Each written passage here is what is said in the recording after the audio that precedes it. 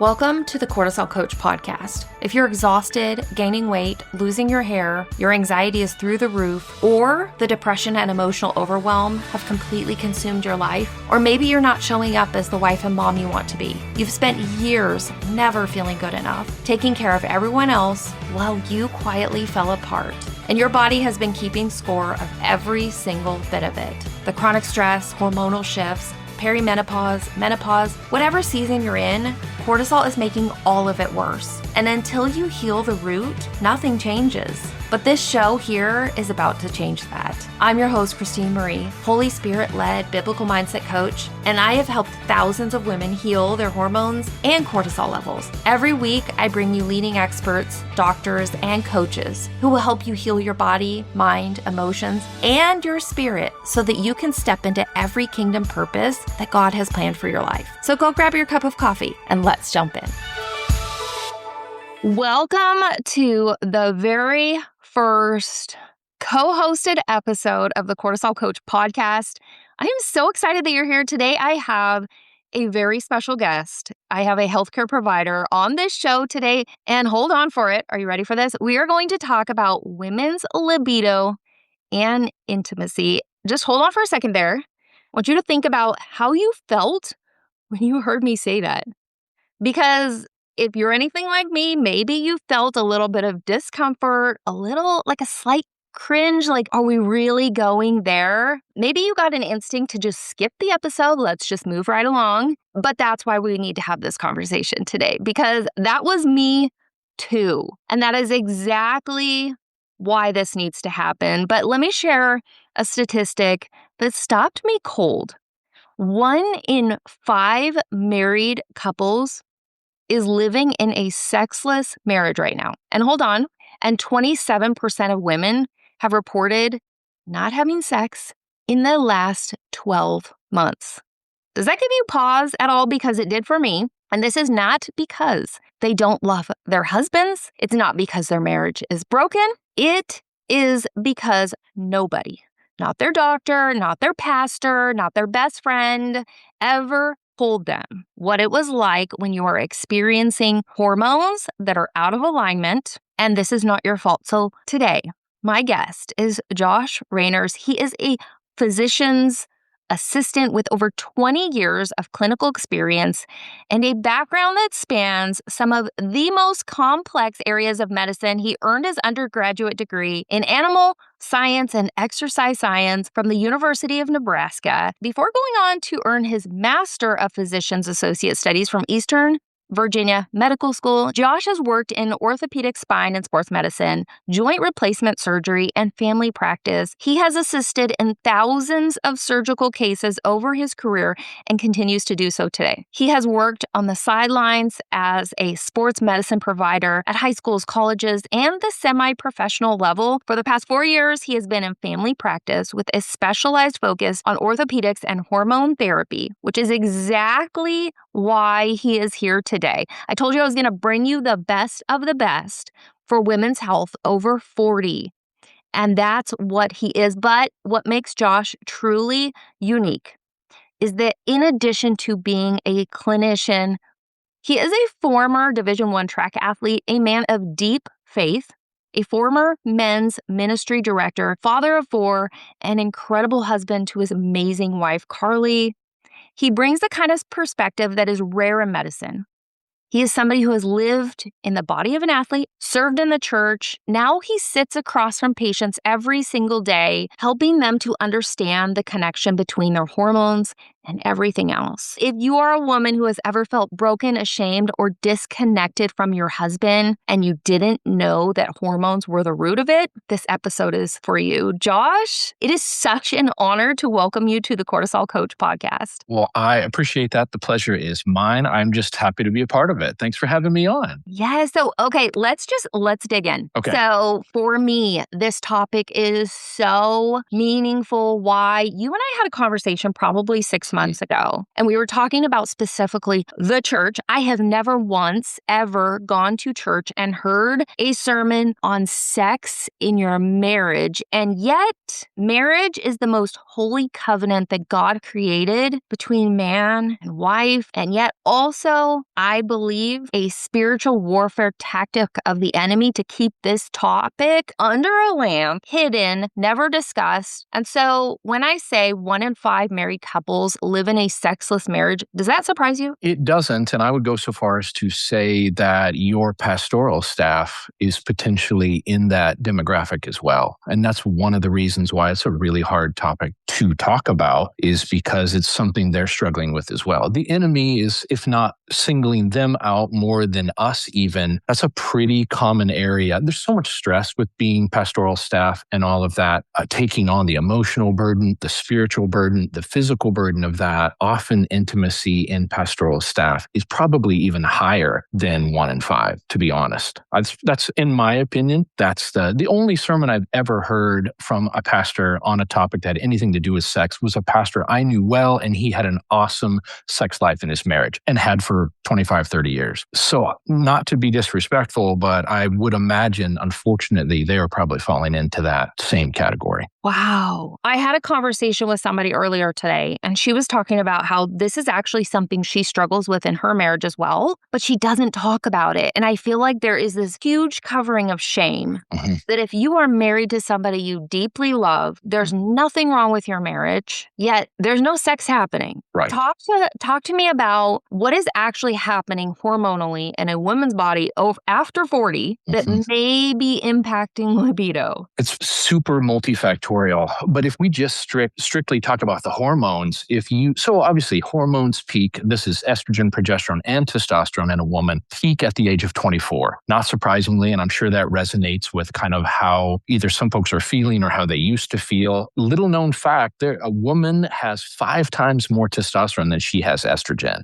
So that ends up kind of being a big deal. But if you look at the graph of hormone levels over a woman's lifespan, I mean, obviously they're peaking at 24. By 30, 35, a little bit of variation there, we begin to get a pretty decent decline. Now, wheels kind of fall off the wagon statistically at about 45, where perimenopause goes into menopause. Statistically, the age of 46 is the average. But if you look at that slide, that 35 to 45 slide, and it's just gradually going. But when you blow it up, it's sawtooth. So hormones are going crazy. So perimenopause is very, very difficult, of course, to experience, but even to treat, because hormone levels may be incredibly high for 2 or 3 days and then will plummet to almost nothing. And that's why women experience, hey, I had 3 periods in a row, but now I've dropped the last 2. But then that's why you get all that variability. So one way to unpack this, if you get into a healthy menstruating woman, let's say a 25, 30-year-old woman peak. So it starts with what's called the follicular phase. So you start getting into days 9 of her cycle, 9 to about 13 or 14. Estrogen, we're getting ready, we're building up that egg and we're getting ready to release it. A woman's estrogen levels are at their absolute peak during that window. Progesterone is almost 0 and testosterone is maxed out at that level. A couple of things about that. So female Olympic athletes will even time the Olympics, like they will synchronize their cycle so that their competition is somewhere between that 9 and 13 day window of their cycle, because they are faster, stronger, mental clarity is enhanced. It's a pretty incredible thing, but that is also the area of max libido. So let's say you're a 45-year-old woman, and for the last 20 years, that's what you have been used to. And so for at least, a couple of weeks out of every month, your testosterone is really high, your estrogen is really high, you feel good, mood is often good. And then, as we get older, that is declining in those women. It's tough. Not only is it tough physically, but it's also, of course, tough psychologically too. Like, I don't know what's wrong with me. I used to almost always every every couple of weeks or so enter into a phase where I really desired my husband. We would really connect. And then maybe he's on a downswing, for a couple of weeks out of that month as well. And now it feels like it's like that all the time. And that's why it makes the jump to the emotional, because something's wrong with me. I felt like this. And now, you see your husband getting out of the shower after he mowed the grass, made you supper, did dishes, blah, blah, blah. And, for 25 years, this has been, inspiring to you towards intimacy, or at least hopeful. And then now that same thing is happening and you're, making a grocery list in the back of your head. And then you feel guilty about it because you see what's happening intellectually and you're like, Oh my gosh, that used to be something from a libido standpoint that interested me, just out of care, physical, emotional, spiritual intimacy is all a part of that. And now all of a sudden, I just don't have that anymore. There's something wrong with me. And then there's shame because women in that situation, again, especially if you are siloed off from deep, intimate, personal friends with godly women or pastoral staff, you think it's only you because no one's talking about it. I think Right. if you take that situation alone and then you superimpose a woman who's starting to drop periods or has dropped them altogether, now her whole identity of how she even sees herself is completely different. Like she doesn't even see herself as the woman that she once was. And then you get a little dip in mental clarity and focus and task completion just as a part of perimenopause into menopause. And then suddenly, like her whole world is changing, just even how she sees herself.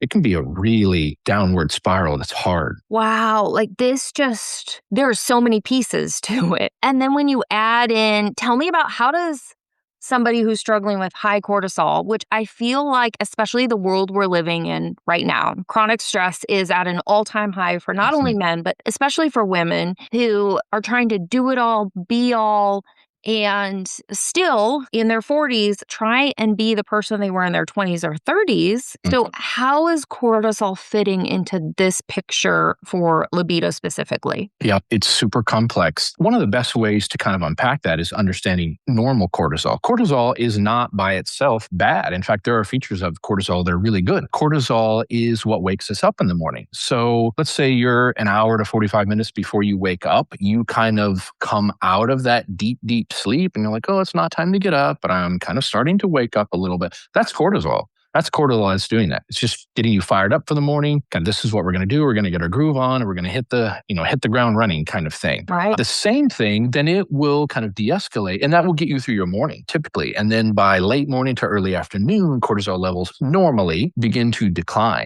to the point where you are evening, a few hours before you go to bed, cortisol levels should be dropping. So you will get a corresponding drop in body temperature, mood will kind of level out as well. And then it plummets then as you go to bed. And that's how you get your deepest sleep and rest. So a dysfunctional cortisol pathway, and we've all been there. So cortisol is also the fight or flight. So like, hey, I'm worried about this. I'm stressed about this. There's physical danger. Cortisol levels will skyrocket. The problem is when you are maintaining a really high or even a medium high level of cortisol that is no longer cyclic. It just throws off your whole circadian rhythm. So now when you are supposed to wake up, cortisol levels can be quite low. And then, you are literally trying to crawl out of your bed like it's hanging on to you. And then counter to that, then in the evenings, you can't wind down. You just, not for the life of you, you're having tea, you're putting on light music, you're dimming the lights, it just doesn't matter. That's dysfunctional cortisol. So it's when it's maintaining this steady level. And once you kind of enter into a pathway like that, where, hey, this is kind of where I live, whether it be physical, emotional, or spiritual stress, it can drive that to the point where your body gets kind of acclimated to it, and that's where it is living at. It's really tough to break that cycle. I'm so glad you said that because what it's making me think of is, so I was diagnosed with social anxiety disorder in 2007, and that was 7 years into our marriage. And so because my anxiety was so high, I was constantly with the chronic stress, and I felt like I operated in a place of fight or flight. And then you add in us becoming foster parents, taking in very high needs foster kids, intimacy maybe once a month, maybe as a duty was it. Right. But my cortisol was at an all-time high. When you look at the mental health piece and then you look at the hormone piece, they're so interconnected. 100%. And yet I felt like the whole time something's wrong with me. Why is my body broken? So that brings me into my next question. If this is so common, why are we not talking about it? That is a complicated question. Number one is studies on cortisol, studies on sexual intimacy, sexual health are extremely rare. Now, there's some studies in the works, but as far as like, let's look at a large body of medical data to give us some indication of trends and treatment options, there isn't. It's very rudimentary. There are very few studies. They are few and far between, and some of the connections with them are, we're kind of making a best educated guess between this study and that, and we're kind of putting things together, but we are only on the beginning of just starting to research this. So as far as like checking in with your clinician, Number one, they weren't trained on this in medical school. Now, like let's say, like I mentioned, the ovulation cycle, follicular phase, LH surge. I mean, we learned that in medical school, but as far as like dysfunctional rhythms or even perimenopause versus menopause, we did not have that in medical school. Just absolutely not. Along with anything about nutrition, lifestyle, exercise, nothing, absolutely nothing. So, which is so a part of what's making your overall health, whether that be emotional health, physical health, spiritual health, sexual health,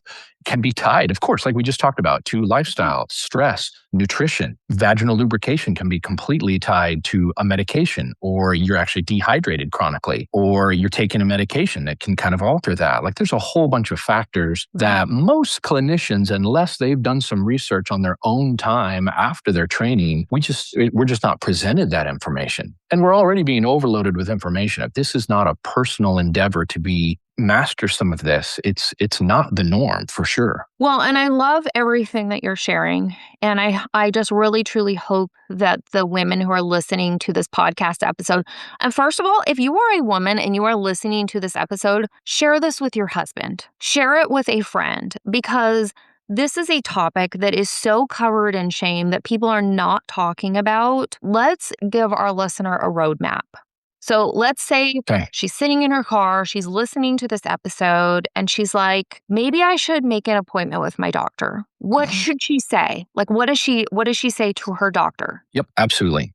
First, let's start with women that are going into a doctor's appointment for their sexual health. 80% of the time it's by themselves, which is just a shocking statistic, especially given the topic, which is, intimacy, sexual intimacy, assuming that is with, of course, your partner. That is so this woman is on her own, summoning the strength to put a stake in the ground and do something different and just not bury this, which is the tendency for all of us, men or women, who there's a problem of intimacy in our marriage. So right away, it takes a tremendous amount of... Exactly.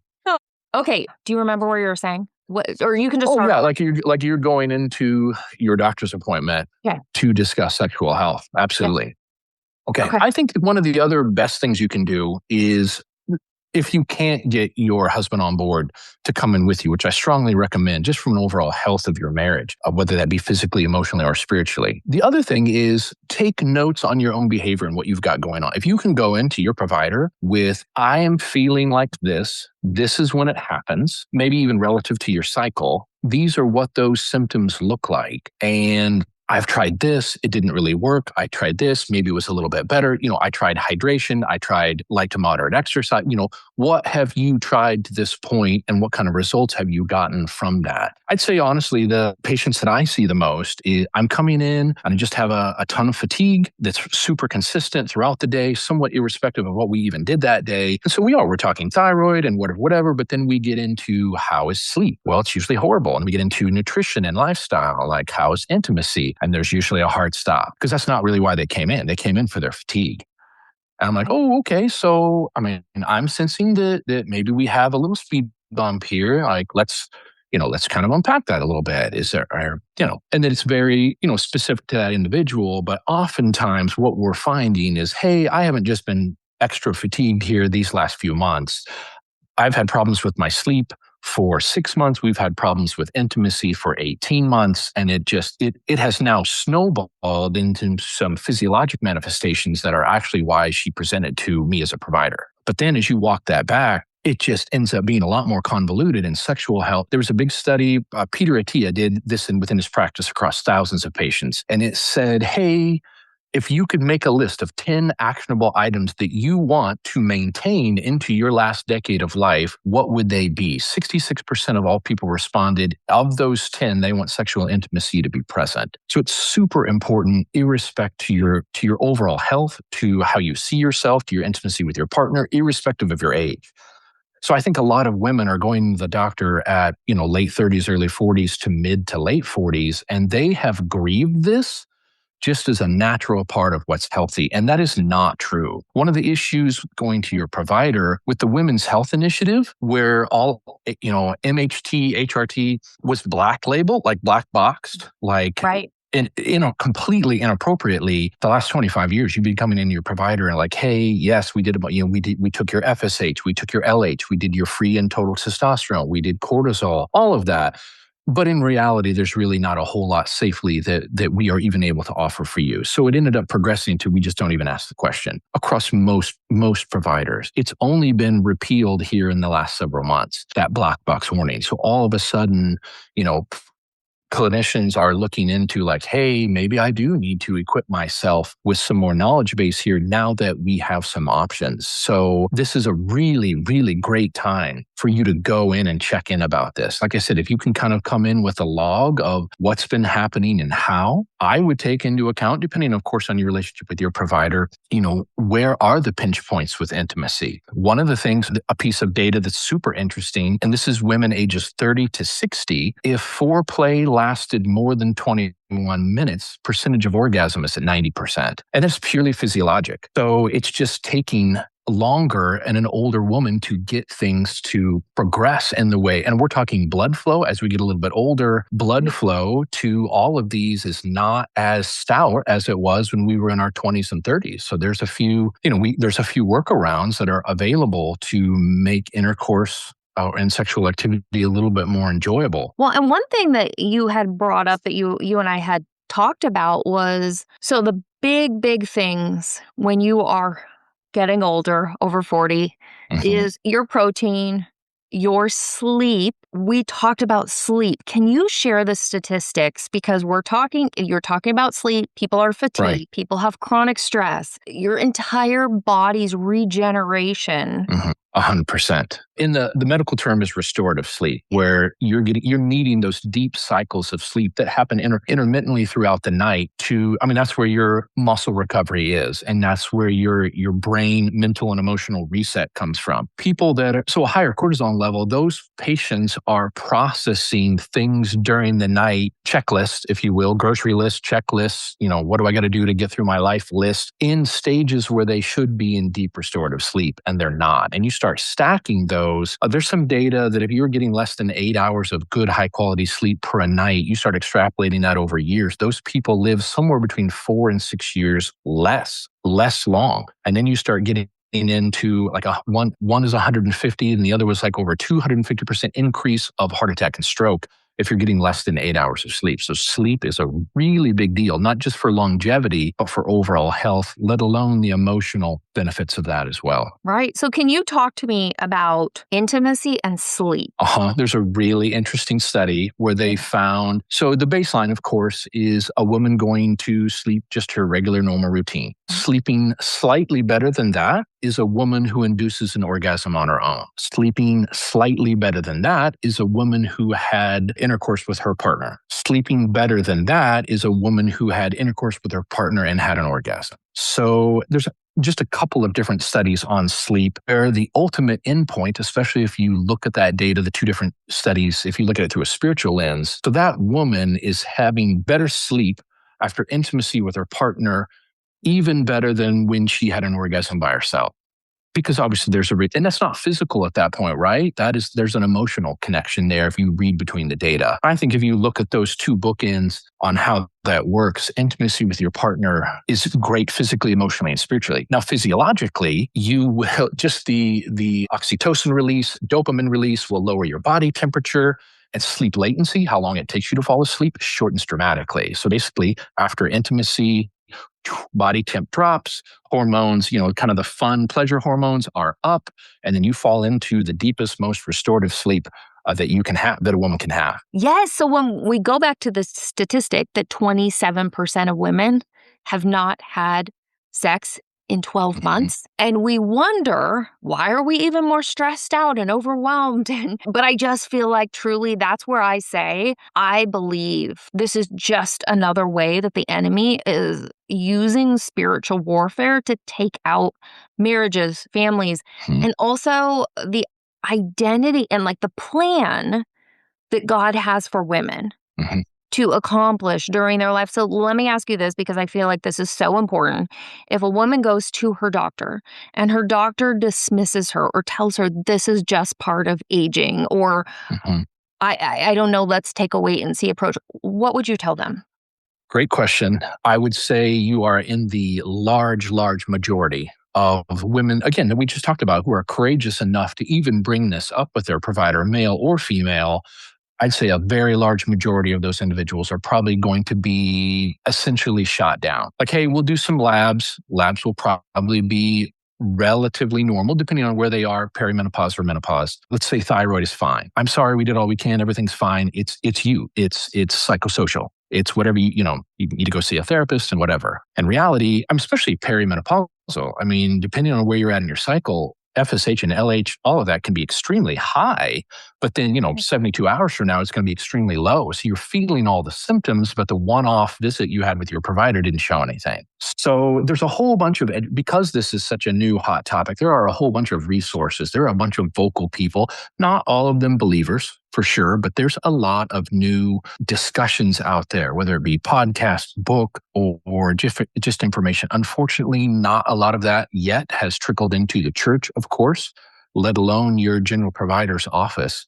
And again, like we talked about, that is your provider who has taken a special interest to educate themselves in this arena, and that is not the norm. So I think if you can come in as prepared as you can, I will say this is kind of a weird thing that's very new, where some of the providers that are most into this and also the most educated on data, prescribing trends, treatment options, do tend to be fairly active on social media. So they ask around or just even do some searches. We've got several different clinics here in Nebraska that are not particularly close to where we live, but resources are available to kind of step into that arena with someone who's much better well-versed on to what's going on about this whole cycle. And it may not be your local provider that you have the closest access to or previous relationship with.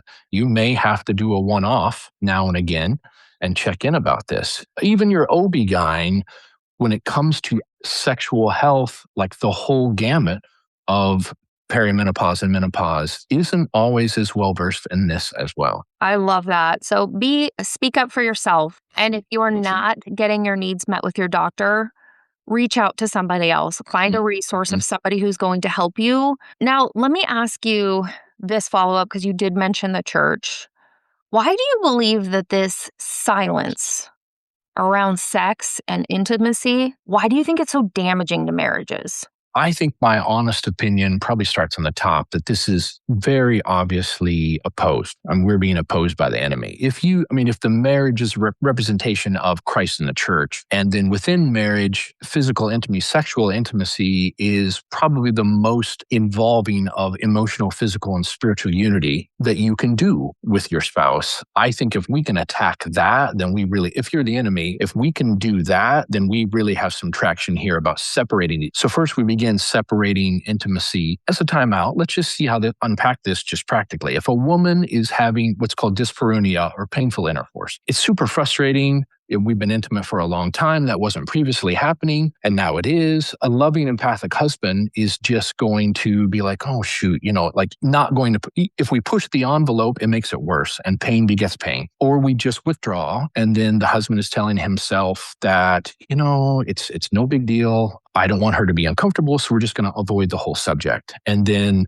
weeks become months, become years. And pretty soon we have a huge gap physically, emotionally, and spiritually that just kind of slipped out from under us, and we didn't even know what was happening. It felt like we were doing the right thing at the time, but then at the time became a significant amount of time. And now we're having a loss of intimacy across the whole gamut. Right. And next thing you know, then just nobody's talking about it. It snowballs really, really fast. And no different than a healthy marriage. Like, hey, a really, really healthy marriage, communication is the absolute pinnacle of what's driving that intimacy every day. Of course, spiritually, of course, emotionally, but also physically. As a woman gets older, one of the frustrations we see in the clinic all the time, especially as it relates to sexual health, is we've had a great sex life for the last 25 years. We're literally doing the same thing we've always done that used to be working, and now it's not. What's the problem? And it could be innervation or nerve supply to all those structures. It could be blood supply. Healthier women have healthier sex lives. And if you look at who has the healthiest sex lives, they are also the healthiest women. So, physical health, like, hey, now I have hypertension. Now I have this other condition. It can be very challenging. And a healthcare provider that's on board and astute and all that can really help walk through the pinch points. Maybe we need a different lube. Maybe we need to, change foreplay a little bit. There are a lot of different options that are non-pharmacologic that can really change your marriage, change your intimacy. I So as love far as the that. church, I mean, that is a rabbit hole that the church just, where do you even begin? In order for that to happen in your marriage, you have to have authenticity and honesty between each other. That, of course, is the same thing that needs to be happening at the church. Number one, we need to be honest. Number two, we say we're about grace and understanding. That has to, of course, come next because that's where the trust comes from. And as long as we're honest, like, hey, I mean, like I said, pastoral staff is probably going through the same thing that you are. So if we can all walk along with this together as brothers and sisters in Christ, we will find an answer that's helpful to everybody. Even if it's not what we had at 25, it can still be sweet and precious and intimate and connecting. Well, and it was interesting because I was thinking about it as I prepared for the show. And we talk about anxiety in the church. We talk about depression in the church. We will even talk about suicide. We will talk about so many topics. But yet I compare sexual intimacy in your marriage equivalent to food and water and survival. And yet in over 46 years, I've never heard a sermon on sexual health. And it just, there's definitely room for improvement.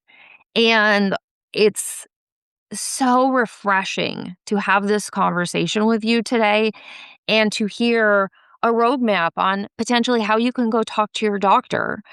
I would encourage women to go get a full panel of your of your testing. What sort of testing would you recommend for a woman to ask for? Yep. Typically, especially if it's also usually almost always within the context of some fatigue as well. So we do a basic blood count, especially depending, periods can get a little spotty. Sometimes they can be quite heavy as well. So, just making sure you're not anemic during all that. Make sure electrolytes are good. So far we're CBC, CMP, but then we get into total testosterone, free testosterone. We also need sex hormone binding globulin. So sometimes your hormone, specifically your testosterone, can be fairly high, but if it's bound up, it's not available it's basically worthless because it's stored in tissues and not available to do anything. So SHBG can be a really critical component. Progesterone actually helps kind of free up SHBG too. So obviously that ends up being kind of in a declining state as we get a little bit older. So even if estrogen is pretty high, if progesterone is too low, then some of the testosterone and more androgen-based stuff stays bound in a woman's body as well. So also getting into, of course, estradiol level, which is the functional estrogen equivalent. But then, of course, I would recommend we do a TSH, thyroid stimulating hormone, as well as free T4. Those are kind of the staples of fatigue and sexual health, for sure. So helpful. I know for me, having all of my hormones tested and realizing that my estrogen had left the building, it made such a huge impact. And so sometimes being put on hormone replacement therapy, it's been life-changing for me. And so just going into somebody having these tests done so that you can see where you might need some hormone support, because based on this conversation, you might think it's not a big deal, but it's impacting your marriage, your sleep, your longevity, your total life on this earth. So let me ask you this, one final question. What would you say directly to the woman who's listening to this now? She's been living with this for years. She's feeling ashamed. She's maybe never talked to anybody about it, or maybe just a few people. And she just is feeling like it's just not that big of a deal. What do you want her to know? This ends up hormonally being such a slow fade that a lot of women have let this kind of go and not even really realizing how much ground they've given up, how much worse they feel, or how much intimacy has become complicated, either because it's uncomfortable or you're just not responding in the way you used to, and you just chalk it up to that I'm getting older. And the reality of it is number one, it's not necessarily true. And number two, there are some actionable things we can do to step into that so that it doesn't have to be that way. I ended up seeing a whole bunch of women for MHT, menopausal hormone therapy, because I was actually doing TRT with their husband. And he was fatigued, slept horrible, had no libido.